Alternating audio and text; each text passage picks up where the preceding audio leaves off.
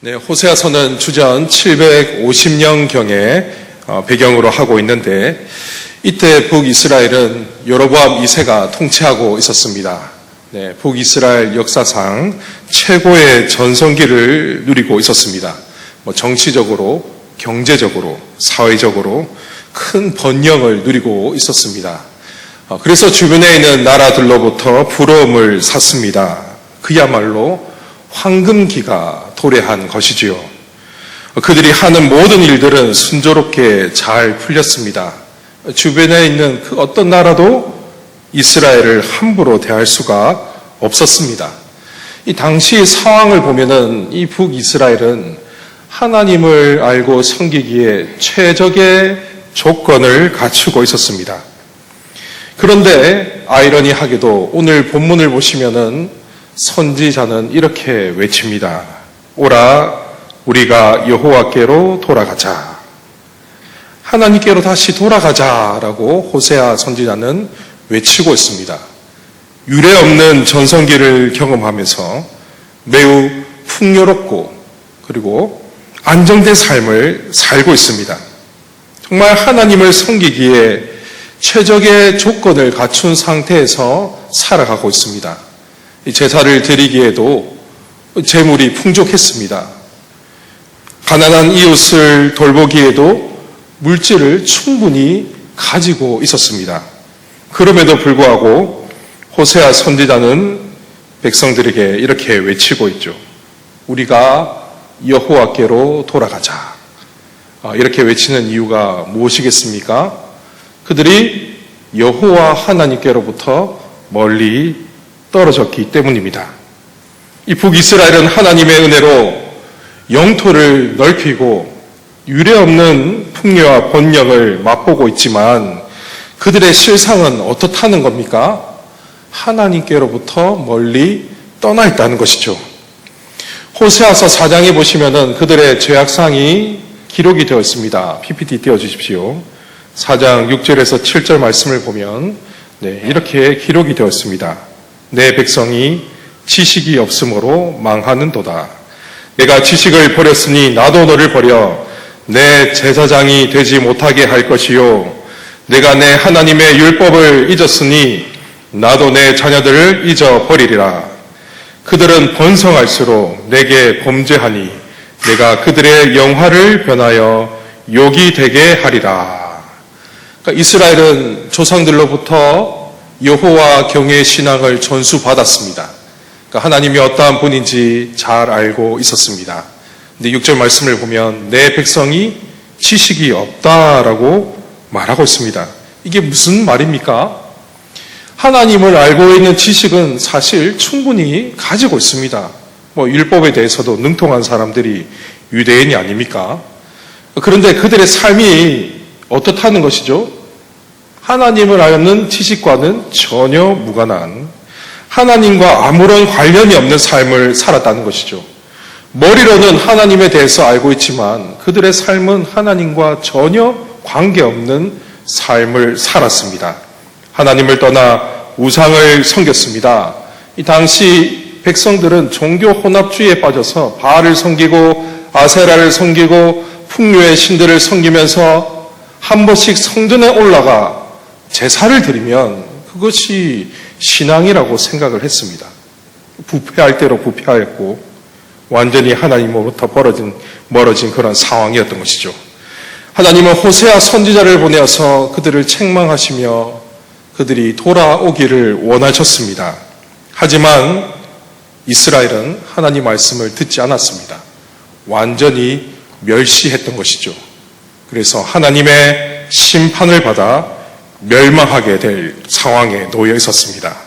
7절 말씀을 보면은 백성들이 죄를 범했지만 7절에는 누구의 죄가 기록이 되었냐면 종교 지도자의 죄가 기록이 되었습니다. 제사장의 죄가 나타나 있죠. 그들은 번성할수록 내게 범죄하니 내가 그들의 영화를 변하여 욕이 되게 하리라. 제사장이 많아지면 많아질수록 어떻게 되어진다라고 말하고 있습니까? 하나님께 더욱 죄를 범한다라고 말합니다. 이것은 당시 북이스라엘 가운데 제대로 된 제사장이 아무도 없었다라는 뜻입니다. 그냥 그 백성들이 잘못을 범하고 죄를 지어도 그냥 가만히 묵인하고 있었고, 바른 길로 인도해야 할 이 지도자가 책망하지 않았고 권고하지 않았고 하나님께로 돌이키게 하는 그런 가르침이 없었다는 것이죠. 오늘날로 따지면은 목회자들 중에서 늘 항상 위로의 말씀만 전하고 성도들이 죄를 범하고 타락한 삶을 살지라도 그냥 묵인하고 방관하고 있었다라고 봐도 무방할 것 같습니다. 백성들이 죄를 범하고 종교 지도자들도 타락하고 죄를 범했습니다.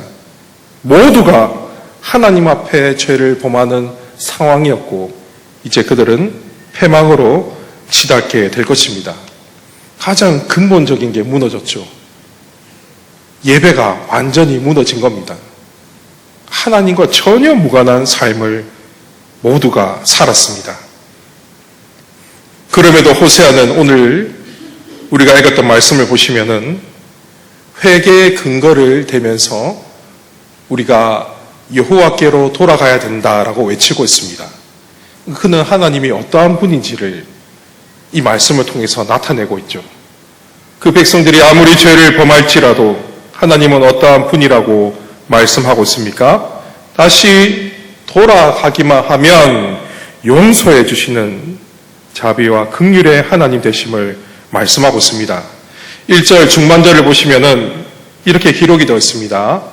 여호와께서 우리를 찢으셨으나 도로 낫게 하실 것이요 우리를 치셨으나 싸며 주실 것이다 라고 나와 있죠. 찢고 치신다. 이것은 아직 이루어진 일은 아닙니다. 우리의 입장에서는 그렇다는 거죠. 하나님께서 호세아 선지자를 통해서 계속해서 경고하시는 그런 상황 가운데 하나님의 속성을 말하고 있는 겁니다. 하나님은 자비와 긍휼이 많으신 용서의 하나님 되심을 말하고 있죠. 그런데 하나님 편에서는 사실 선지자의 그 경고가 이미 심판과 동일합니다. 왜냐하면 하나님은 시제에 머물러 있는 분이 아니시죠. 과거, 현재, 미래를 통틀어서 초월하고 계시는 분이십니다. 그러니까 하나님 입장에서는 어떻습니까? 그 경고가 곧 심판입니다. 이미 심판받은 것과 동일한 것이죠. 하지만 우리의 입장에서는 아직 일어난 일은 아니지만 오늘 이 1절 말씀을 보면 이미 일어난 것처럼 그렇게 기록이 되어 있는 겁니다. 그러니까 하나님 입장에서 쓴 것이죠. 여호와께서 우리를 찢으셨으나 도로 낫게 하시는 분이시고 징계를 하실지라도 다시 회복시켜 주시는 분이시기에 용서가 많으신 은혜와 긍휼의 하나님이시기 때문에 우리가 돌아갈 수 있음을 고백하고 있는 겁니다. 이스라엘은 자신들에게 물질의 풍요가 조금만 주어지면 하나님을 멀리 떠났습니다. 하나님을 향한 신앙을 저버리기 일쑤였습니다. 하나님께서 많은 은혜를 베풀어 주시면 그 은혜에 감사하면서 더 하나님을 경외하며 신앙을 잘 지켜야 되는데 그렇지 않았다는 것이죠. 은혜를 베풀어 주면 줄수록 풍요를 누리면 누릴수록 번영을 누리면 누릴수록 더 죄악된 길을 걸어갔습니다. 이런 맥락에서 존 파이퍼 목사님은 이런 말을 했습니다. 하나님의 최대 적은 하나님이 우리에게 주시는 선물이다. 역설적이지 않습니까? 우리는 은혜를 굉장히 좋아하죠. 그런데 그 은혜가 도리어 하나님의 최대 적이라고 존 파이퍼 목사님은 말했습니다. PPT 띄워주십시오. 하나님은 이스라엘에게 이렇게 경고하십니다. 너희의 인애가 아침 구름이나 쉬 없어지는 이슬 같도다. 이 인애는 우리가 잘 알고 있는 단어입니다. 헤세드, 하나님께 속한 사랑을 뜻하는 것이죠. 하나님께서 자기 백성을 향한 사랑, 조건 없는 사랑, 언약적 사랑, 영원한 사랑, 이 사랑을 헤세드라고 말합니다. 이러한 사랑은 근원적으로 하나님께 찾을 수 있지만 하나님의 백성인 우리도 나타내어야 하는 사랑입니다. 우리가 어떻게 이 사랑을 나타내야 합니까? 먼저 하나님께로부터 이 헤세드의 사랑을 받았기 때문에 우리가 하나님을 사랑할 때 어떻게 사랑해야 된다는 것이죠?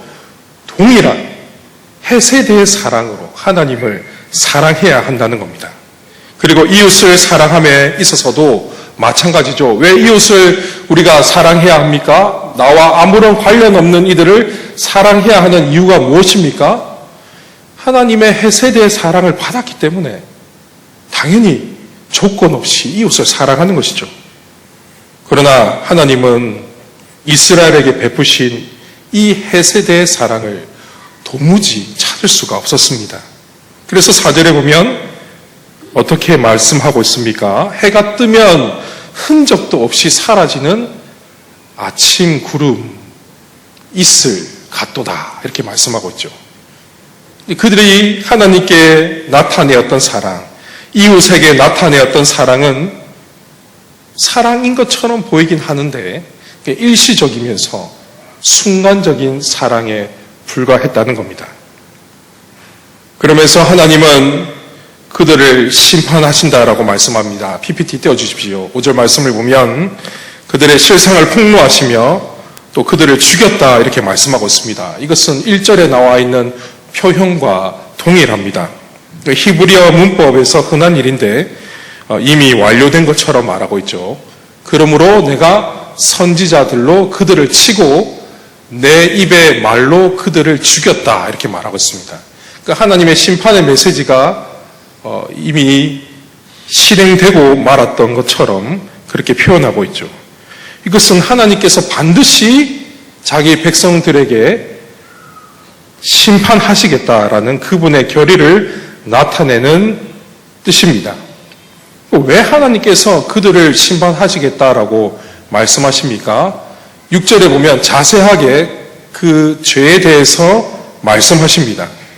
나는 인애를 원하고 제사를 원하지 아니하며 번제보다 하나님을 아는 것을 원하노라. 여기서도 인애라는 표현이 있죠. 하나님께서 원하시는 게 뭐라는 겁니까? 우리는 교회를 다니면서 이 구절을 많이 보았습니다. 잘 압니다. 여기서 말하는 인애라는 것은 우리가 조금 전에 살펴보았던 그 헤세드, 그 사랑을 뜻합니다. 하나님께서 자기 백성들에게 원하시는 것은 밑에 나와 있는 풀어낸 말씀으로 보시면 될 것 같습니다. 나는 형식적인 예배를 원하지 않는단다. 너희가 나를 진심으로 사랑하기를 원하며 나와 인격적인 교제를 나누기를 원하단다. 그냥 주일날 교회 한번 나와서 헌금 내고 예배를 드리는 것이 신앙이라고 생각하고 있는 것을 원치 않으신다는 것이죠. 수요일에 한번 나와서 부르짖고 기도하고 끝내는 것을 신앙으로 여기지 않으신다는 겁니다. 정말 하나님께서 우리에게 원하시는 것이 무엇이겠습니까? 형식적인 그런 종교 생활이 아니라 정말 하나님과의 그 인격적인 교제와 관계를 원한다는 것이죠. 6절에 보면 하나님을 아는 것을 원한다 이렇게 말하고 있습니다. 이 히브리어에서 이 안다라는 것은 야다라는 단어인데 그냥 지식적으로 아는 것이 아니라 관계로서 아는 것을 뜻합니다. 교제를 말하는 것이죠. 너희가 정말 나와 인격적으로 교제하기를 원한단다. 우리의 삶이 예배가 되어야 될 것을 말씀하고 있는 겁니다. 일주일 가운데 월요일부터 토요일까지 하나님과 무관한 삶을 살아가다가 주일이 되면 예배당에 나와서 예배 드리는 것, 형식적인 예배, 하나님과 전혀 무관한 그런 예배를 하나님께서는 원치 않으신다라고 말씀하고 있습니다. 이 형식적인 제사를 말하고 있는 거죠. 사랑하는 성도 여러분, 우리는 지금 현재 어떤 예배를 드리고 계십니까? 하나님과 무관한 삶을 살아가면서 한 번씩 나와서 기도하십니까? 주일이 되면 하나님 앞에 나와서 예배 드리고 계십니까? 만약에 우리가 하나님과의 인격적인 교제가 없는 삶 가운데 그냥 형식적인 예배를 드리고 있다면 이것은 그야말로 큰 문제가 아닐 수 없습니다. 오늘 이 당시 이스라엘 백성들과 똑같다는 것이죠.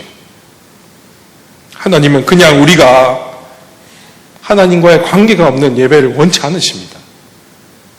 정말 우리가 하나님을 사랑하는 그 마음 가운데 드리는 예배를 원하시고, 우리의 삶 가운데 하나님과의 인격적인 교제를 나누는 가운데 하나님께 드려지는 그 예배를 하나님께서는 원하신다는 것이죠. 정말 바른 예배를 드리고 계십니까? 평소 하나님과 인격적인 교제를 나누면서 살아가십니까? 그렇지 않다면 우리는 여호와께로 다시 돌아가야 합니다. 정말 하나님과의 관계를 우리가 회복해야 합니다. 우리가 어떻게 하면 하나님과의 관계를 회복할 수 있을까요? 오늘 1절 말씀을 보면 그 회개의 근거가 기록이 되어 있습니다. 우리가 하나님께로 돌아가기만 하면 하나님은 우리를 용서하시는 자비와 긍휼이 많으신 분이심을 말씀하고 있습니다. 사랑하는 성도 여러분, 형식적인 예배에서 벗어나시기 바랍니다. 정말 하나님께서 기뻐하시는 그러한 예배를 드리기를 원합니다. 우리의 삶이 예배가 되어지고 하나님과 인격적인 교제 속에서 우리가 하나님께서 기뻐하시는 합당한 예배를 드리기를 원합니다. 우리가 하나님 앞에 철저하게 회개하고 하나님께로 돌아갈 때 우리의 삶이 변화되어지고 회복되어집니다. 그런데 여러분, 우리가 죄를 회개하고 돌이키는 것조차도 하나님의 은혜가 없이는 불가능하다라는 사실을 기억하시길 바랍니다. 이 구약에 있는 선지서를 쭉 읽어보면 선지자가 아무리 외쳐도 북이스라엘 백성들이나 남유다 백성들이나 그 경고의 메시지를 듣지 않았습니다. 자신들의 죄를 깨닫지 못했던 것이죠. 여러분, 회개라는 것을 우리는 우리의 의지적으로 노력으로 하는 행위라고 생각하는 경향이 있습니다. 그런데 여러분, 회개는 우리가 할 수 있는 영역이 아닙니다.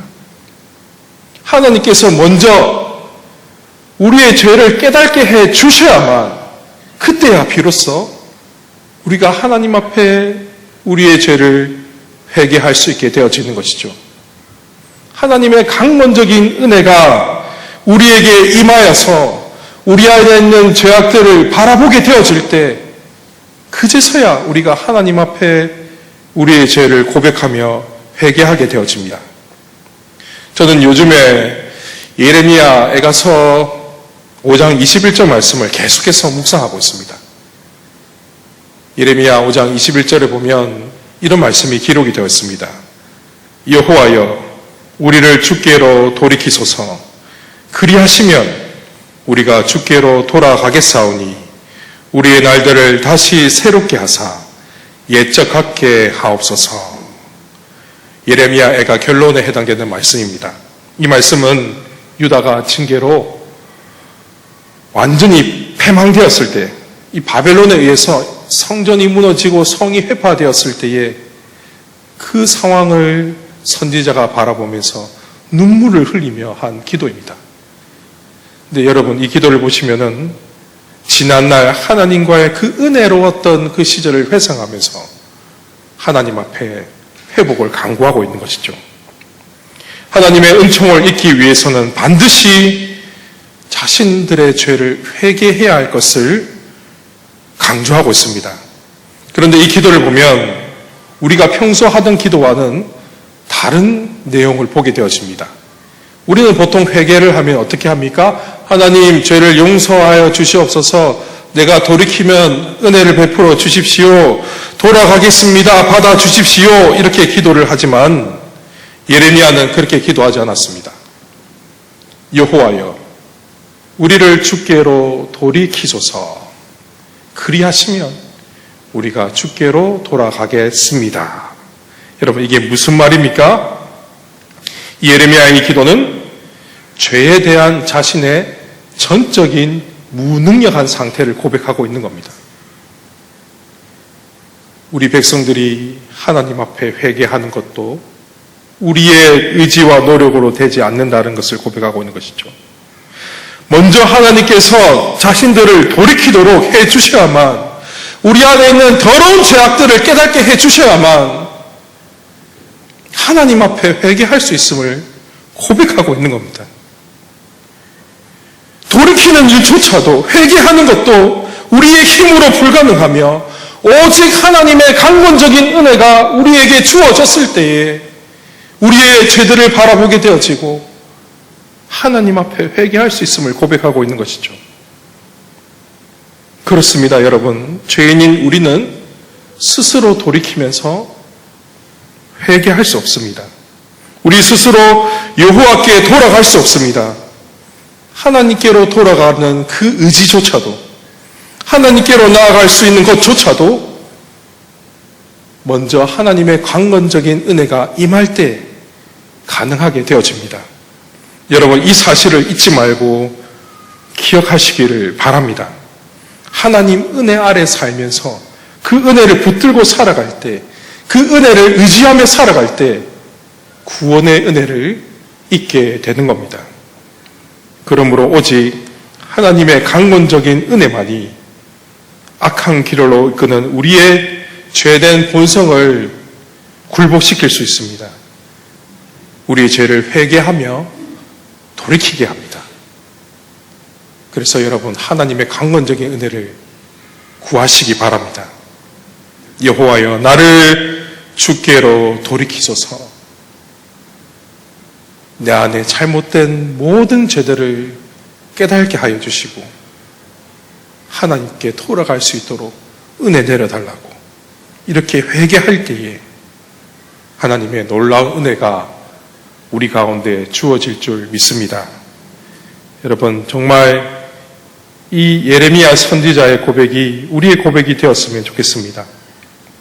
여호와여, 나를 주께로 돌이키소서. 그리하시면 내가 주께로 돌아가겠습니다.